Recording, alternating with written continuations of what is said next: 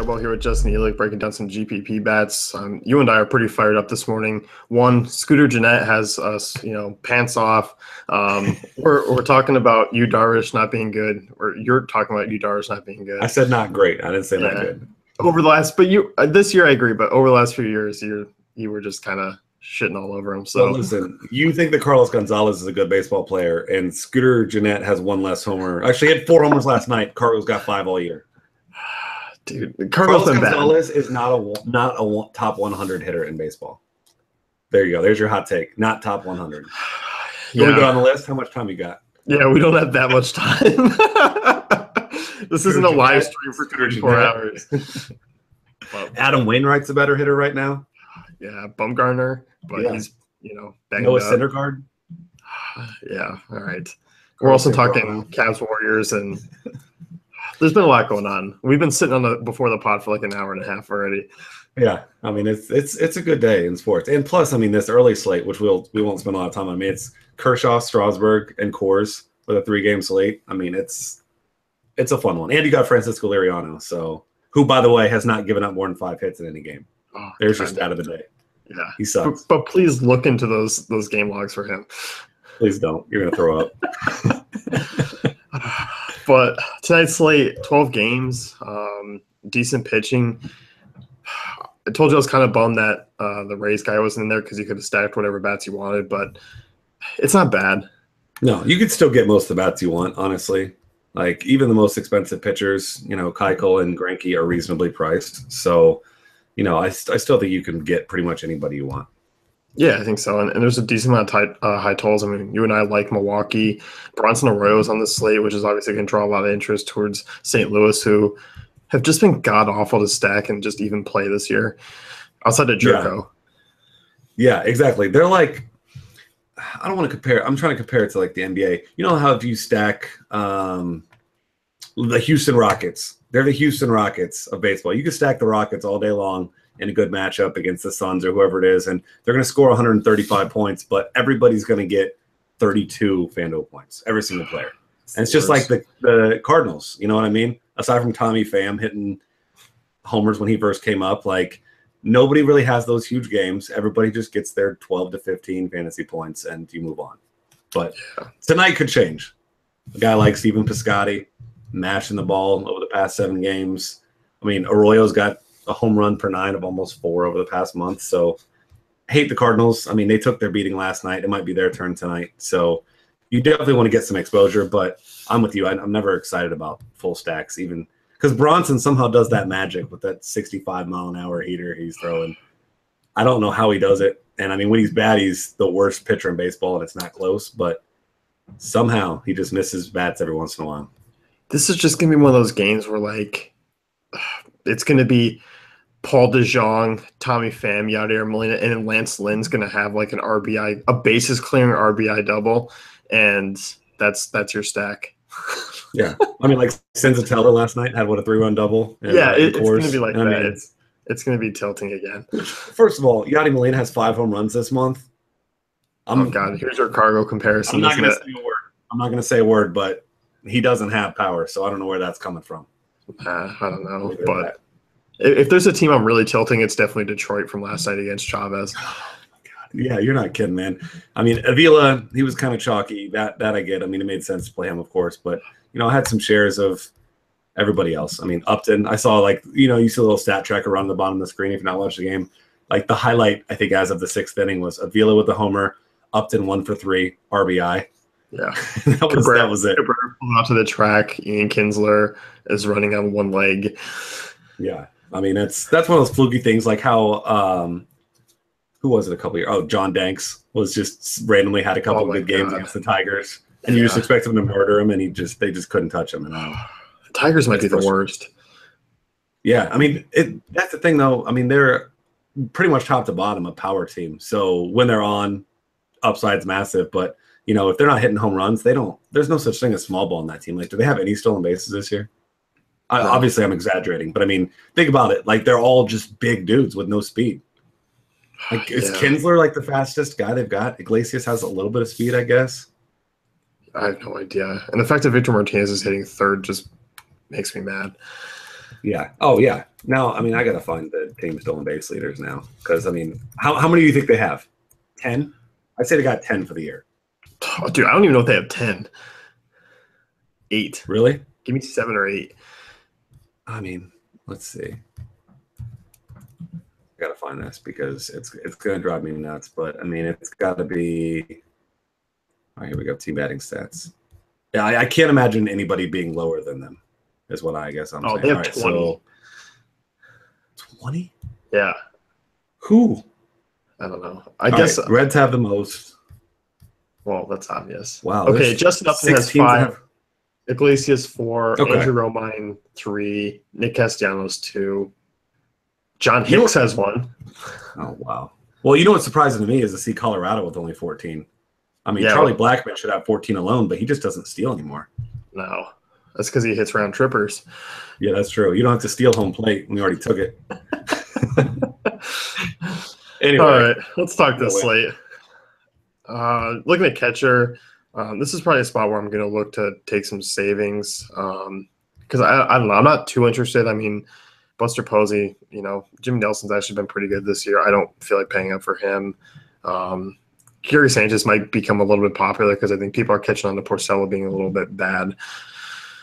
Yeah, I mean, and then you got guys like Tyler Flowers, who's kind of priced up. I like to play him against righties, but 3,800 on DK, I'm not paying that for a guy like him who really just doesn't have really much power at all. But I mean, 27 on FanDuel, still a nice price for him, so I can definitely get on board with that. Of course, Alex Avila, you still consider him wherever you really want to because he's just. I mean, he wasn't really a bad hitter before, but all of a sudden, I mean, this guy is just murdering the ball. So, I mean, he's going to continue to be popular, but even on a slate like this, I don't mind still playing him. I don't either. And a guy, I'm not crazy excited about this, but Jonathan Lucroy, he's super cheap. Yep. And he's going to be hitting probably fifth. He may be up in the lineup a little bit more because Beltran, I know, left the game last night. But Zach Wheeler in this ballpark, I mean, dude, pitching here just in the summertime is the absolute worst for pitchers. Yeah, I agree. And I mean, if you're looking cheap, I mean, if I'm playing cheap catcher, I want a guy with power. And looking at these guys at the bottom, there's really nobody down there with much upside. I mean, so really, Lucroy is probably the lowest that I'll go. I mean, Jet Bandy, I don't hate. Yeah. If he's in the lineup, which he probably won't be because I actually want to use him again tonight. I mean, I'll play whatever my Milwaukee guy's in there. Manny Pena, I'll play him too. It doesn't matter to me because it's a good spot. Zunino, I wish was a little bit cheaper. He's in a good spot, but I was on him last night. I just didn't like the fact that he was hitting eighth again. I'm just completely off of him. You don't want to play Sandy Leon? No. Hey, listen, I'll say I will give at least a consideration to any cheap right-handed bat playing against Sabathia in the tournament. Yeah, I'll talk about a few. And Boston's bats are priced down. Yeah, I mean, Leon, he's what, 2,200 on FanDuel. Obviously, he's not a guy that you would play in single entry. You're going to play him in, multi-enter, of course. But even though Sabathia has been better over the past month, I'm, of course, not a believer in it. He's still given up 9 homers to righties this year, which is the same as Bronson Arroyo. I know he's pitched more innings, but just put in perspective, he's still been pretty poor against righties.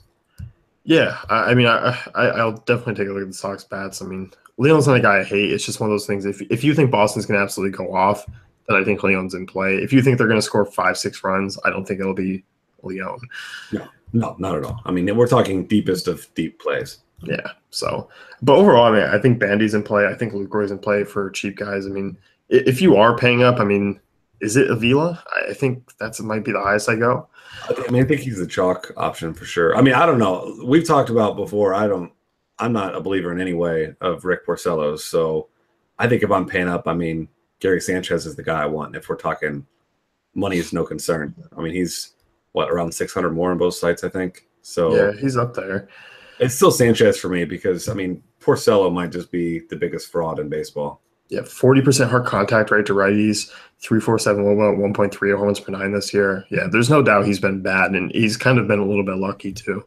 Yeah. You know what? I'll throw one more guy out there. Evan Gattis. We talked about Jameson Vargas starting at the beginning of the year and pitching above his means, and he has definitely regressed to the pitcher he's been for the last, 13 years. Yeah. And, Gattis still, he's had that one big game recently. Overall, he's been pretty poor on the season, but really anybody you can get in that Astros lineup, I mean, the way they're scoring runs, any cheap piece you can get in there, I mean, I'm good with. Yeah, no, I'm with you. I like him as well. First base, this is an interesting position tonight just because I think Matt Carpenter's obviously going to come in as the chalk, especially on FanDuel where he's just way too cheap. I mean, he's 3K. Yeah. I mean, like if you're playing Greinke or really Keuchel, bad, though. he's just going to be right there. Like people are going to take him. Yeah, and I mean, I get it in cash games, I guess, but for me, it's not like, okay, so obviously recent form means something. No, I love Matt Carpenter. He's the only Cardinals player I don't actually absolutely hate, but he's just been really, really bad recently. I know it's been some unlucky batted ball. You know, his BABIP has been really low. He's been making a decent amount of hard contact, but I don't know. He just hasn't really shown that power upside we saw from the second half of last year, or I guess most of last year. So I don't know. At first base, especially on a big slate like this, I want guys with more home run upside, I guess. And I mean, okay, so we know Bronson Rowe has been bad for pretty much all of Carpenter's career. I mean, he's faced him 27 times. He hasn't hit a homer off him. So, I mean, what the hell are we waiting for here? What's taking so long?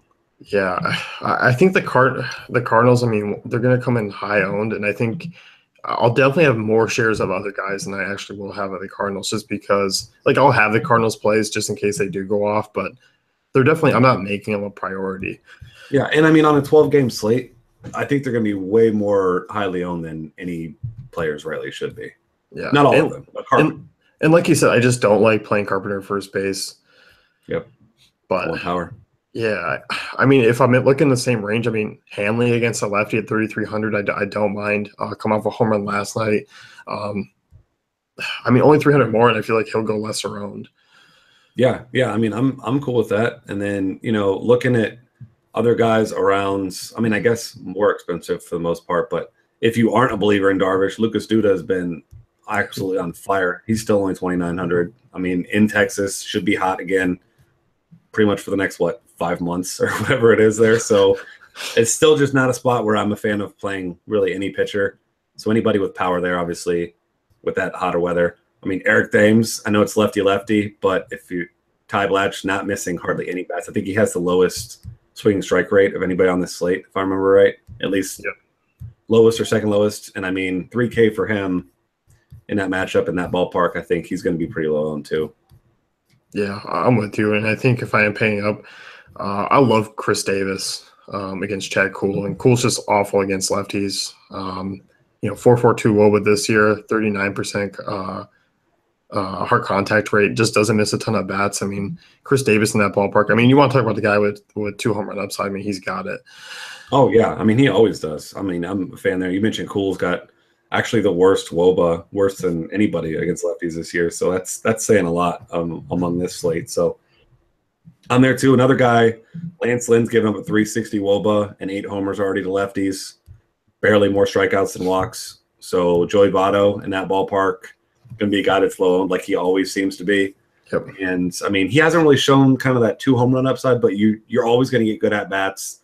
The Reds are scoring runs right now. They've been good against righties. I think they're going to be crazy low owned. So I'm not going full stack. I'm not overreacting to yesterday, but I mean, it's not like Votto's going to see more ownership because of last night.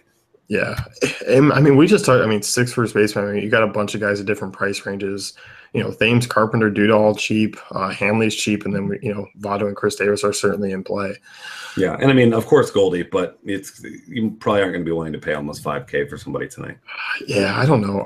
And I like Perdomo because he rolls a ton of ground balls. But yeah, Goldschmidt, I mean, obviously, I think Diamondback's actually the only way I can play him. I don't think I can play him as a one-off. Yeah, I probably wouldn't either. But I mean, I don't know. He's been incredible recently, and he's faced Perdomo 13 times. He's got 7 hits, 1 double, 2 homers, 0 strikeouts. Oh man, he's making him his own Tim Lincecum, isn't he? I'm just saying. I mean, it's a small sample size, but 7 for 13 with 3 extra base hits. I mean, that might say something there. So yeah. Goldie doesn't really. I don't think he's ever hit a ground ball out. I don't think he ever has. Doesn't seem like it. Every time I watch him, it's just line drive, Rockets. Anyway. Second base, you got Jose Altuve facing a lefty, obviously pricey. I just hate the ballpark. Yeah, I mean, I that 5,500 on DK, I don't think I could pay like No. outside of a stack really at all on this slate because I mean, like we mentioned with those pitchers, that makes sense. But most expensive on FanDuel too, but 38 is a much more reasonable price for you to be able to get him in there. And I mean, really, if you're looking up at the top, I mean, I think Dozier's in a pretty good spot. I like Dozier a lot here, but and Cano also. I mean, he's been hot, but I think DraftKings, he's kind of an unplayable one for me. I mean, Jose Peraza is the second most expensive second baseman on DraftKings. Explain that to me. Yeah, it's a weird second base slate. Yeah, it's very, very weird. I mean, Robinson Cano is the sixth most expensive, and Jose Peraza second. I mean, that literally zero reason for him to move up. I mean, Peraza, what he homered one time 4 games ago. Aside from that, I mean, he's been just one of the crappiest baseball players on the planet. So I don't have no idea why he's so expensive. Like I wouldn't pay 4,800 for him in Coors facing like my mom. I Yeah, just wouldn't. and Lance Lynn is tough on right-handed pitching or Exactly. right-handers. Yeah, I mean, if I'm playing guys against Lynn, it's gonna be lefties. So not that you needed us to tell you not to play Peraza at 4,800, but I don't understand that price at all. Yeah, Lynn has the best WOBA on the slate against right-handed pitching. The entire slate, he's ahead of Kershaw. Wow, that's pretty good. Yeah, he is really tough on them. Yeah. Josh Harrison's a guy at second that, I mean, he's 4,200 on DraftKings. I think he's third base. Yeah, he's third base on FanDuel, 3,400, but he's been hitting lefties pretty well. We kind of mentioned the Pirates in passing, but, you know, not a whole lot of names in that lineup. And Wade Miley, if you look at his game logs, it looks like he's been pretty good, but he's still giving up a lot of hard contacts. Not a ton of home runs, but in that ballpark, Pirates definitely a team that could be a sneaky stack, and I like Harrison. They're at the top of the order. Yeah, no, I'm with you. A guy who on DraftKings only adore. I mean, super cheap. He's 2,900. And you look at Wheeler, allowing a ton of hard contact to lefties, 46.8% hard contact rate to lefties this year. Yeah, that's an enormous number. And I love Zach Wheeler, you know that, but Yeah. I don't think that this is a spot where I'm definitely not touching him in that ballpark here. Yeah, I mean, I think the lefties are in play. Odor has just been, I mean, he's been bad this year. I mean, he's a little bit unlucky. He's hitting the ball hard. He's moving down the order. I think he's really only playable on DK just because of the price tag. Yeah, I agree with that. Another guy in a spot against a pitcher who seems like he's been better than he really has been. Brad Miller's pretty cheap. He's been kind of alternating days off since he returned, but you know, still a guy with plenty of pop. And I think that this lineup has some big time potential against Pelfrey. I think guys like Logan Morrison, Corey Dickerson are probably pretty popular, but then you got guys like Brad Miller, Steven Souza. Those guys might be a little lower owned. So I think Miller's in a pretty good spot. Yeah, and we're forgetting a guy here that we got to talk about. Are you talking about Jonathan Villar? Yeah, Jonathan Villar. No, come on. Scooter. We got to talk about Scooter, who may or may not be even in the lineup tonight. No, we don't. I mean, look, that was an incredible game. And we were talking, the thing I was impressed about, aside from the fact that he's about the size of a 9-year-old, I mean, no offense, because he hit 4 home runs last night. I mean, I didn't do anything worth 4 of anything last night. But, I mean, he hit a home run to every part of that ballpark. Opposite field, dead center. Like, as far, not like any 4 home run game isn't impressive, and I know that's a small ballpark and they weren't all bombs, but that was pretty damn good the way that he sprayed it all over the place last night. But I mean, I guess at 2,200 on FanDuel, you could play him. Of course, he's super cheap. I'm gonna be fading. That's where I'm talking. Yeah, I mean, I don't think he's. I'd say this: if you build a cash game lineup and you like it, and you have 2,200 left at second base, I'm totally cool with playing him. But I'm not playing him in tournaments. There's no point. He's going to be, yeah, I'm kind of hoping Shebler sits just because, well, I mean, I'm sure you're not, I would love Shebler against Lynn here, but I just think they're rushing him back. No, I just think he's going to suck up so much ownership because of last night, and it's just another good spot to fade him. And I don't feel the need to just completely punt again. No, I mean, you can get guys, especially on FanDuel. There's plenty of guys, other options. So, yeah.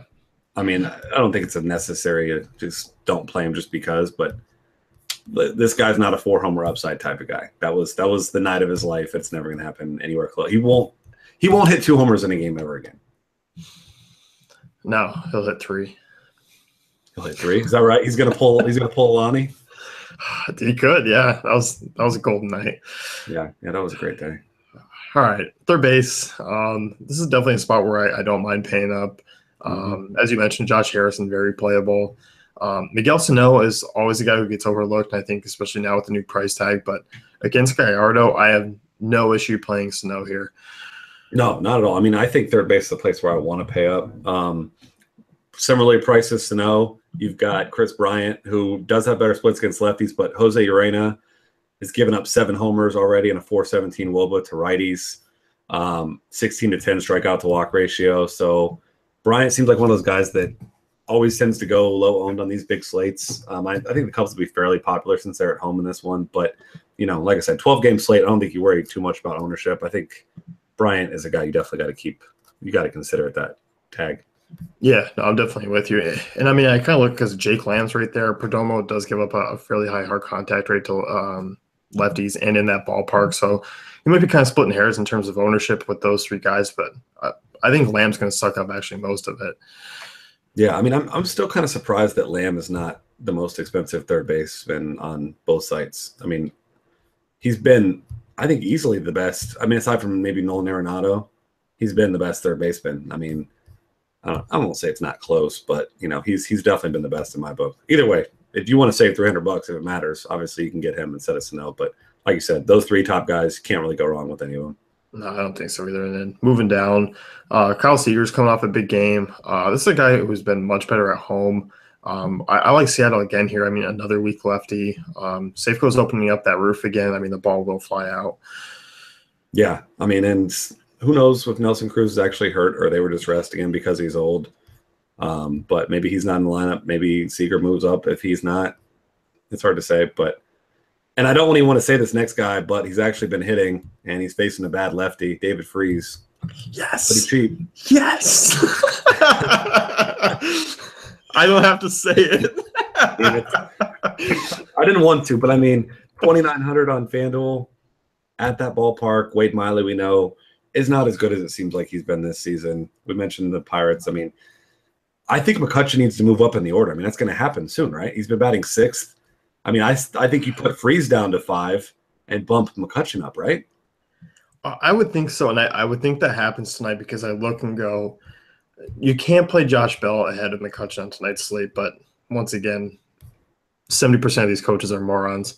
Yeah, that's a fact. So, I mean, I don't know. I guess in the 6 hole, he's got more RBI potential, but the guy's hitting behind him when he's batting 6th. I mean, he's not going to – his run potential is crap after that because that's not a great lineup to begin with. But, I mean, 7, 8, 9 hitters there.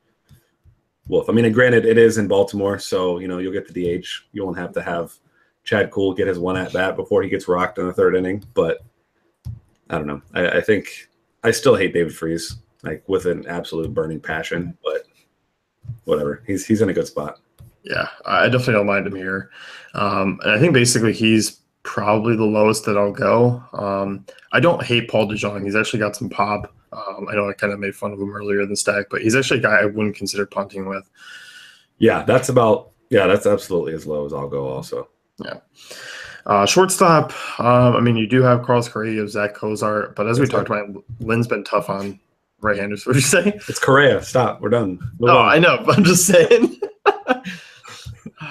No, yeah, Cozart has been really good, but I think this is a good spot to fade him. I agree with you there. Yeah, I think Correa, I mean, the way he's been hitting the ball, don't give me this nonsense that he can't hit lefties. He can hit lefties fine. He can hit anyone just fine. I mean, he just hits absolute bombs. Just rockets. I mean, that whole team it's not even fair how good they are. Like, they are. And they're going to be good for a while. Yeah, it's not even close that they're the best team in baseball. Like how everybody thought the Cubs were that much better than everybody last year. I mean, Houston really is that much better than everybody this year. Like this is the actual dynasty, not the Cubs. Sorry, Cubs fans. Xander Bogaerts, I don't hate. Decent numbers against lefties. We kind of don't mind picking on Sabathia tonight. I wish there was a little bit more upside, but there is enough of a price difference between him and Correa to kind of consider it. Yeah, I mean, like we said, if you've got the money, definitely Correa is the way to go. But I think honestly, if I'm not paying for Correa, I'll probably be trying to pay down a little bit. Um, you mentioned Paul DeJong he started at short, but I don't think he's short eligible anywhere, right? He's just third No, base. I think third base. Yeah. I mean, if we're just trying to chase home runs, Ledmys Diaz hasn't been great, but he's got power. Obviously, Arroyo, we know, just gives up home runs in bunches. So if you want a cheap guy, I imagine Cardinal stacks, he might be kind of the odd man out there. I don't think anybody's using his name kind of as a one-off, but I don't mind him as a cheap one-off at all. I don't either. I don't mind Taylor Motter either. Does have some power. Going to be probably hitting about fifth or sixth in that lineup tonight, which, I mean, we could say Adam's run total near 5. Yeah. I mean, remember how bad they were like the first month of the season? Now all of a sudden, all of their actually good hitters, and plus even Haniger hasn't even come back yet, but he's going to be back soon. So that's an offense that all of a sudden is one of the better ones. So I definitely like that. But really past that, I don't. I mean, if it wasn't Greinke, maybe I'd think about Alan Cordoba if he's at the top, but I'm not playing him with Greinke. Yeah. If someone down the lineup, Orlando Arcia, I don't mind. I mean, he's going to hit 7th or 8th, but I don't know. There's some pop there against lefties in there. As we said, Platch is not missing bats. Yeah, I can see that. So that's the only one. I mean, 2,200 on FanDuel. I mean, if you need to punt, I'm okay with them. Yeah. So moving over to outfield. Nelson Cruz, I mean, against the lefty, he's always in play. And maybe last night is kind of a good thing because it's going to drop his ownership down because no one's going to want to play a guy who's might get to at bats. Yeah, that's true. I mean, and that's not the first time. What has it been, like 4 or 5 times now he's come out early? I mean, due to whatever the hell they want to say. They want to pull the Bill Belichick and not give any information or whatever it is. I mean, that whole thing's just annoying. But, yeah, I mean, there's a reason why Seattle has one of the highest totals tonight. So I'm there a lot. I actually like both Stanton and Ozuna against Lackey. Call me crazy, but on this big slate, nobody's really going to be on him. Lackey's been giving up a ton of hard contact and almost 2 home runs per 9 over the past month. So, both these guys, especially Stanton, kind of getting it together here. Obviously, wind, you mentioned, I don't know if that's while we were talking or during the show, but you mentioned the wind is blowing in. But those 2 guys in particular do not care about the wind. I mean, if one of them gets a hold of it, it's not staying in the ballpark because of a friggin' hurricane. Doesn't matter. So yeah. I think Stanton's like 2% owned, could go deep. Yeah. No, I'm with you. Aaron Judge is the most expensive outfielder on FanDuel, but he should be. Yeah, and we talked about the Porcello hard contact. We talked about the home run issues. And you want to talk about hard contact. I mean, Aaron Judge, dude, just mashes. So, I mean, I don't mind paying up for him. I'm curious to see what his ownership will be tonight.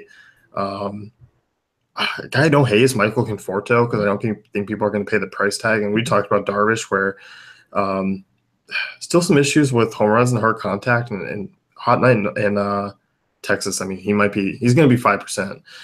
Yeah, I can see that. I mean, he's still just been one of the better hitters in baseball. So, I mean, if you want to go with the guy who is just absolutely locked in, I mean, in his last 13 games, George Springer has 7 home runs.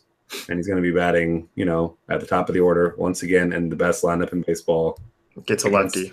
Against a bad lefty. Sorry, Jason Vargas is bad. I mean, you look at Springer and Aaron Judge together. I mean, if those two just continue doing if you played those 2 guys in your lineups together over their past 10 games, I mean, you probably didn't need a whole hell of a lot else because these guys have been just unbelievable. So I know it's easy to talk about the hottest hitters in baseball, but I think Springer finally, we were talking about last week that he still hadn't gone back over 3,500. He was just kind of an instant play.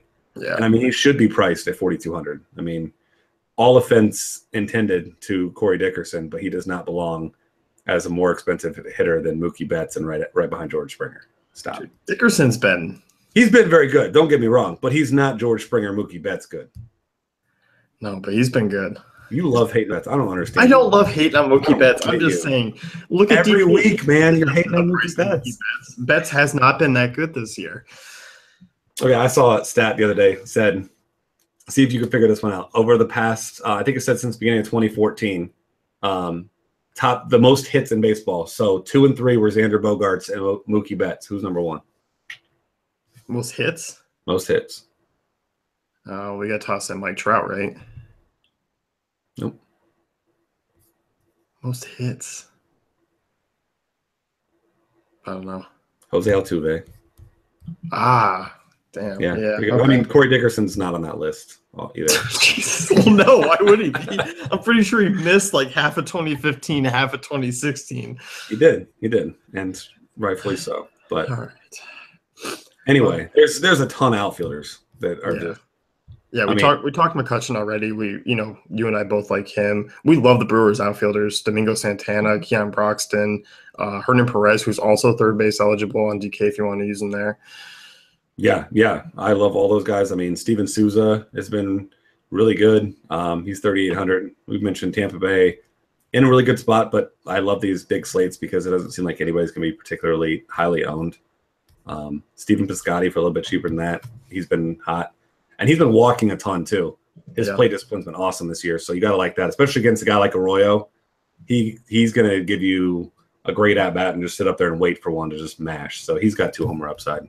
Yeah, I think this is the night Piscotty kind of he's been unlucky this year.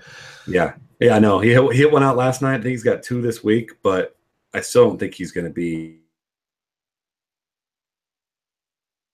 Phillies outfielders, I don't mind for cheap. Michael Saunders, 2.8 on DK. Odubel Herrera's been hitting the ball really well, 3.7. Even Aaron Altair. Look at Fulte. Fulte's been awful in this ballpark, as many pitchers have been actually for Atlanta. And then Fulte just has his usual struggles with lefties this year, allowing a 355 WOBA, 33% hard contact rate. So I think Phillies outfielders might be in play if you need just some value. Yeah. I mean, you mentioned Odubel. I mean, he's been unbelievable recently. So I always want to hate Michael Saunders. I just don't think he's a particularly good hitter. But that lineup's been decent. You mentioned that ballpark's good. So I like that. Another guy you probably hate because he plays for your favorite team, Benintendi's really cheap. 2,800 on FanDuel. He's getting his power stroke back against CC Sabathia. Who's the worst pitcher? I mean, it's Arroyo obviously over him and Sabathia, but I mean, which one of them is going to finally hang it up sooner? Because these guys need to give up. I thought Arroyo gave up 2 years ago. Arroyo has to give up sooner. CC's going to pitch another year or 2. Oh my god! I mean, I hope he does. I hope he pitches forever. I hope Kyle Kendrick gets called back up too. Oh god! In Boston, that was fun. I don't know if Benintendi's going to crack the lineup tonight. Actually, they have Chris Young. Oh Jesus! They'll play Chris Young, and Chris Young's cheap. He's 3.2 on DK. I think he's 2.2 or 2.3 on FanDuel. So, speaking of needing to move on, Chris Young. I mean, I love Chris Young, and he's got great career numbers against lefties. You know, I've been playing him forever, but I mean, I don't know. I like him. If you want a cheap punt outfielder with some home run upside. Oh, for sure. I mean, I think as far as cheap guys go, he might just be, I mean, especially on FanDuel, the best cheap option. But I mean, what is he? He hit 2 homers in that one game, and he has 0 the whole rest of the season. Yeah. No, I mean, I'm not saying he's, a must play, but if you're paying up for somewhere else, if you are trying to get an expensive stack in, and still, I mean, I'm going to have Keuchel or Greinke. I don't think I'm going to have any other cheap pitcher. Yeah, that's true. So you're going to need somebody cheap. So I guess he makes a lot of sense. He's probably going to be really popular in cash games, I'd imagine. I think so. I think him and Saunders are obviously going to draw the highest ownership in terms of like really cheap value outfielders. Yeah, I agree with that. So, and I mean, if you're looking to pivot, I mean, Seattle, we keep going back to Guillermo Heredia, 3.1 on DK. I don't mind him leading off against a lefty. Yeah, I can see that. I mean, any whatever Seattle does at the top of that lineup, I think they might shake it up if Cruz can't go. So I'm kind of cool with that. And then a guy that I'm not going to ask how he has power all of a sudden, but we mentioned how fraudulent Porcello is. Brett Gardner, since the beginning of last year, all of a sudden has power. Yeah. Wherever he got that from. But I think he's a decent one-off if you're trying to get a piece of a guy giving up a ton of hard contact and you don't want to go with the chalky Judge. Gardner's definitely – he's moved into A-Rod Zolbacher for sure. Yeah, exactly. he's been hanging out with somebody. I don't know if Bonds is trying to become the hitting coach there now or what that is. Maybe Mark McGwire, Yadi Molina. Yeah, something's going on. Something's in the water. Yeah, seriously. Logan Morrison and him been hanging out on the weekends. So, well, that's basically. I mean, before we give up, basically the entire outfield player pool. Those are pretty much the guys I'm looking at. Also, we're sticking with Dubs in 5. Yeah, Warriors in 5. If you're out there, if you even made it to the end of this podcast before turning it off, Warriors in 5. yeah. Hate all you want. Last year, let's stop the comparisons to last year. There was no Kevin Durant last year. This series is over. Sorry, Cavs. Yeah, the only way it happens is if David Stern comes back and takes control of the refs again. Yeah, or if Draymond starts kicking people in the junk again. Actually, you know what? That might not matter. Honestly, Draymond gets suspended. Draymond's hardly been a factor in the series. Yeah, they don't even need him. They're not better than the Bulls, though. Let's stop that. All right, I'm cutting this pod before we get into it anymore. So that's going to wrap things up here with us. You can head over to DaveFantasyCafe.com. Check out the great tools and content.